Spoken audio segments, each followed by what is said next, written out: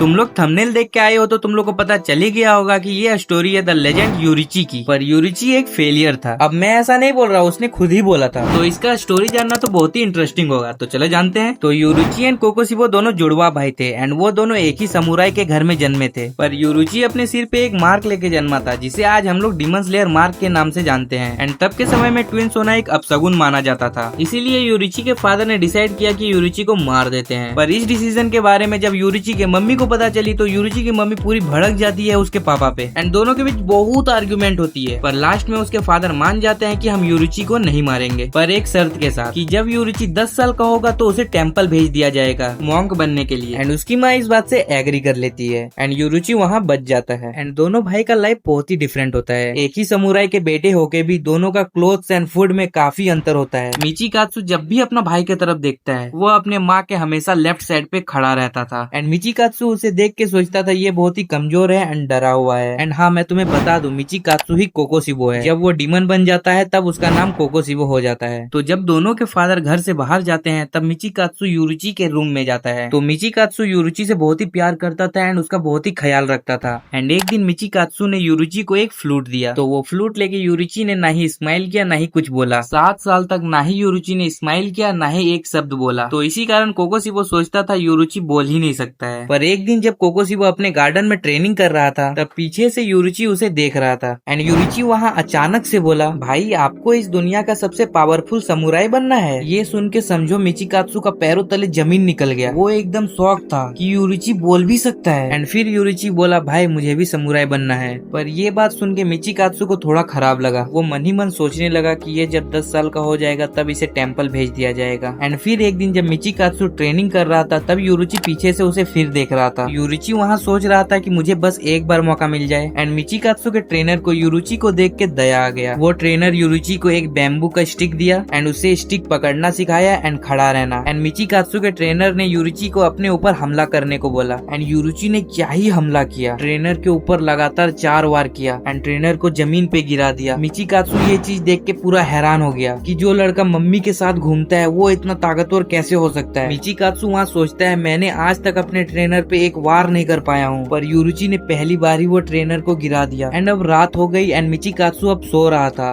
पर वो सो ही नहीं पा रहा था। वो बस सोच रहा था कि जब पिताजी को पता चलेगा कि यूरिची मेरे से ज्यादा ताकतवर है तो वो परिवार का सक्सेसर यूरिची को बना देंगे। यही सोच सोच के उसको नींद ही नहीं आ रही थी। पर अचानक से वहाँ यूरिची आया एंड अपने भाई को बोला, भाई अब माँ नहीं रही। ये सुन के मिचिकात्सु को बहुत ही दुख हुआ। एंड वहाँ यूरिची ने अपने भाई को बोला, भाई मैं घर छोड़ के जा रहा हूँ, मैं तुम्हारा दिया हुआ फ्लूट को हमेशा ध्यान से रखूंगा। एंड वहाँ मिचिकात्सु कुछ नहीं बोला। एंड यूरिची वहाँ से जाते समय बहुत ही प्यारा सा स्माइल देके वहाँ से गया। एंड यूरिची के जाने के बाद ही मिचिकात्सु को एक डायरी मिली। उस डायरी में उसने देखा कि उसकी माँ को एक बीमारी थी जिसके कारण उसका लेफ्ट साइड कमजोर था एंड इसीलिए यूरिची उसके लेफ्ट साइड पे हमेशा खड़ा रहता था। ये सब चीज डायरी में देख के मिचिकात्सु को बहुत ही गुस्सा आने लगा। वो यूरिची से नफरत करने लगा। वो मन ही मन कह रहा था यूरिची को मर जाना चाहिए। एंड जब उसके फादर ने टेम्पल के मॉन्क से पूछा कि यूरिची टेम्पल पे पहुंचा तब टेम्पल के मॉन्क ने कहा यूरिची यहाँ नहीं पहुंचा है। एंड कुछ समय बाद यूरिची के फादर बात कर रहे थे किसी से कि यूरिची को जंगली भालू ने मार दिया है या किसी ने किडनैप कर लिया। ये सब बात कोकोशिबो छुप के सुन रहा था एंड वो बोला मेरा दुआ तो लगा। पर यूरिची बादलों को देखते देखते कहीं और ही पहुंच गया था। वो एक गांव के खेत में देखा कि एक लड़की बस खड़ी है एंड वो मेंढक के बच्चों को पकड़ के रखी है। एंड शाम तक वो लड़की बस खड़ी ही रह गई वहाँ। एंड शाम होते ही वो मेंढक के बच्चों को फिर से छोड़ दी। एंड यूरिची ये सब चीज देख के बोला, तुमने उन्हें छोड़ क्यों दिया? तब वो लड़की बोली, मैं इनको इनके फैमिली से दूर नहीं करना चाहती हूँ। मेरी पूरी फैमिली एक डिजीज के कारण मर गई है, मैं अकेली ही रहती हूँ। एंड ये बात सुन के यूरिची ने तुरंत ही बोला, मैं तुम्हारे साथ रह सकता हूँ। तो वो लड़की ने यूरिची का प्यारा सा शकल देख के ही मान गई एंड वो दोनों साथ साथ रहने लगे। एंड 10 साल बाद यूरिची ने उसी लड़की से शादी कर लिया एंड दोनों बहुत ही खुशी से रहने लगे। एंड अब यूरिची की वाइफ प्रेग्नेंट हो गई एंड उसका लास्ट मंथ चल रहा था। इसीलिए यूरिची एक दाई माँ को खोजने गया कि उसकी वाइफ को हेल्प कर दे बच्चा पैदा करने में। पर रास्ते में यूरिची को एक बूढ़ा आदमी मिल गया जो बहुत ही लाचार था एंड उसको कहीं जाना था। पर वो अपने बेटे के साथ जाता, पर उसका बेटा जंग में घायल हो गया था इसलिए वो अकेले ही जा रहा था। वो बूढ़ा आदमी अपना जगह से हिल नहीं पा रहा था, इसीलिए यूरिची ने सोचा इसकी मदद कर दूं। तो यूरिची ने जब उस बूढ़े आदमी का हेल्प करके वापस घर आ रहा था तब बहुत रात हो गई थी एंड वो जल्दी जल्दी घर पहुंचा। एंड घर पहुंचते ही उसने देखा कि उसकी वाइफ को किसी ने मार दिया है एंड उसके बच्चे को भी। ये सब चीज देख के यूरिची सदमा में चल गया एंड वो लाश को लेके 10-15 15 दिन तक बैठा ही रहा।